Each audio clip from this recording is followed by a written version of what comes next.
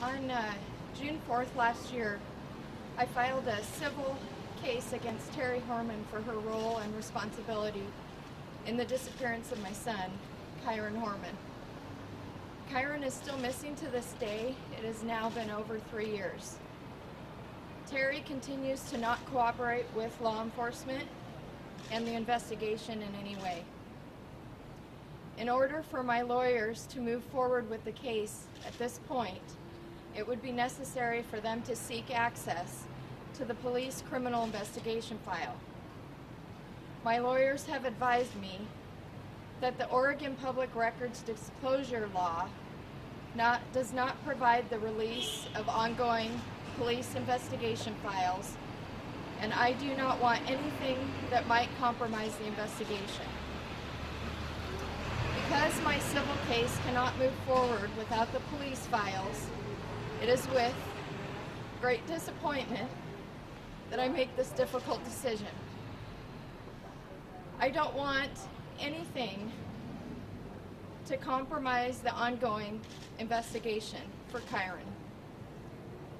For these reasons, I have instructed my attorneys to dismiss the civil case. The DA's office and all of the police that have been involved in Kyron's case have the same goals that we do. We all want to bring Kyron home and hold Terri accountable for her actions. I will not let my civil case get in the way of these goals. This decision today does not mean that I will be giving up looking for Kyron. My will and determination has only strengthened over the past 3 years. Terri, I can't tolerate the continued silence, and I will not stop. I will not give up. Kai, it has been 3 years since you were taken from me, and every day that you are not here, safe in my arms, is another day of agonizing torture. The deafening silence in the house is just too much for me. I miss your sounds and your noises.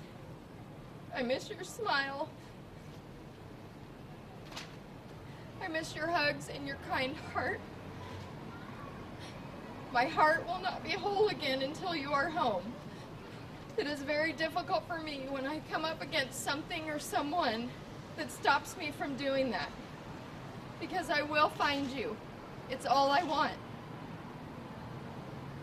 I will not stop. I will never stop. Please know that no matter what happens, I will fight for you until the end of time. We all want you home. I will search the ends of the earth until you are home.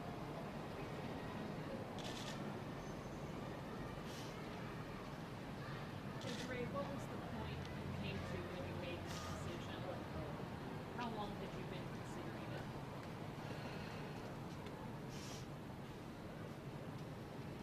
It's been a process, but over the last week or so. Had you made public records requests? Had you and your attorney tried to get that file?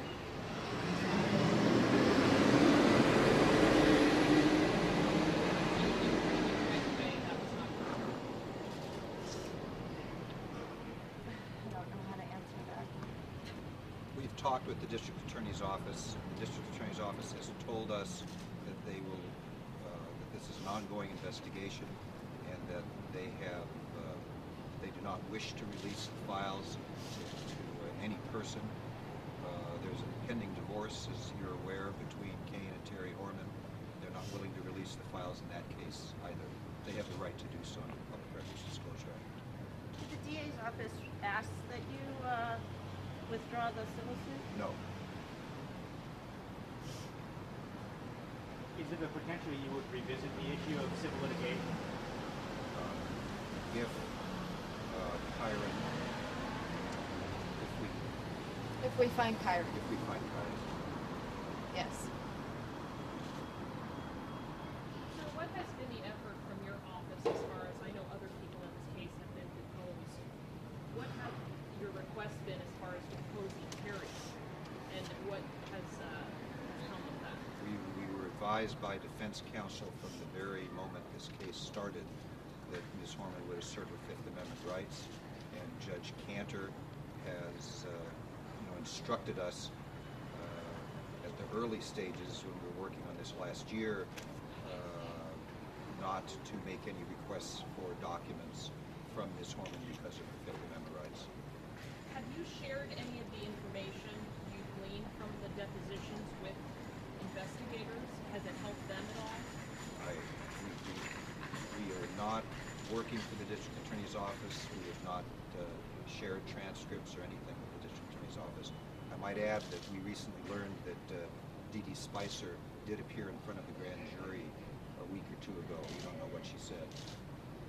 Could you have seen this coming a year ago when you filed the civil suit that the criminal investigative records might be sought in this? I don't want to comment on that. Has the DA's office provided any current update on the status of the criminal investigation? All we've been told is that it's ongoing. Desiree, you've been very supportive of their efforts, the investigative efforts all along. Yeah. Do you still feel that things are progressing? Has it hit a wall? What's your feeling on the investigation? I've always believed that law enforcement has done an incredible job to fight for Kyron. I believe that it's in their hearts to get this to a conclusion. But with that said, I'm very disappointed that we can't move forward. You mentioned that Dee Dee appeared before the grand jury. At one point, it's my understanding that you were attempting to depose Dee Dee. Were you ever able to speak with her? We took her deposition, but she asserted her Fifth Amendment rights. That was quite some time ago. That was before the case was abated. And it's my understanding that she finally agreed to testify in front of the grand jury, like I said, a week or two ago. I don't have any details at all.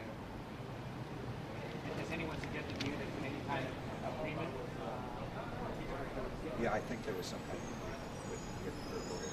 You'll have to talk to Mr. Staley about that. It sounds like you knew from the beginning that you really didn't need to get your hands on the file in the investigation. Were you hoping to get enough information for your case out of the deposition? I don't want to comment on that. Were you able to depose Terri Horman's son? Yes. And was there anything that came out of that? I don't want to comment on it. It was done. This deposition was taken before he went in the military. You say just what's next now for Desiree? I can. I'm not going away.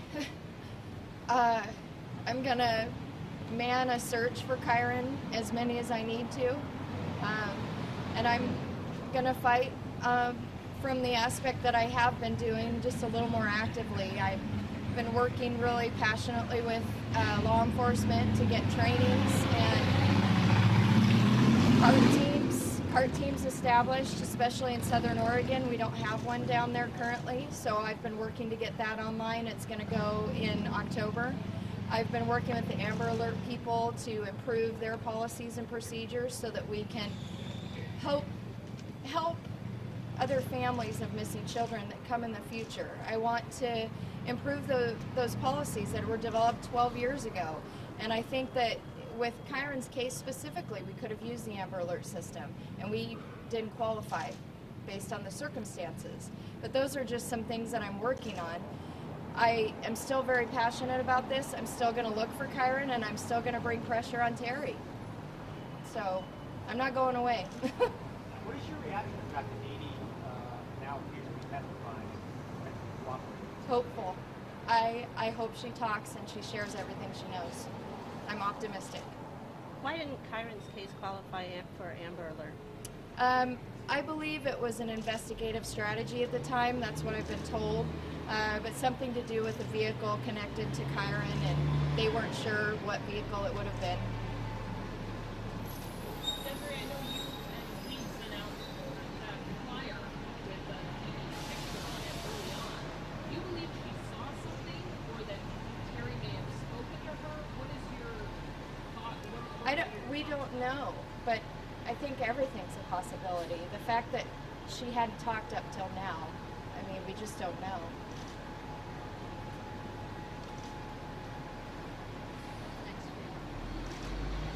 Bring Kyron home. That's what's always been next for me. Thank you.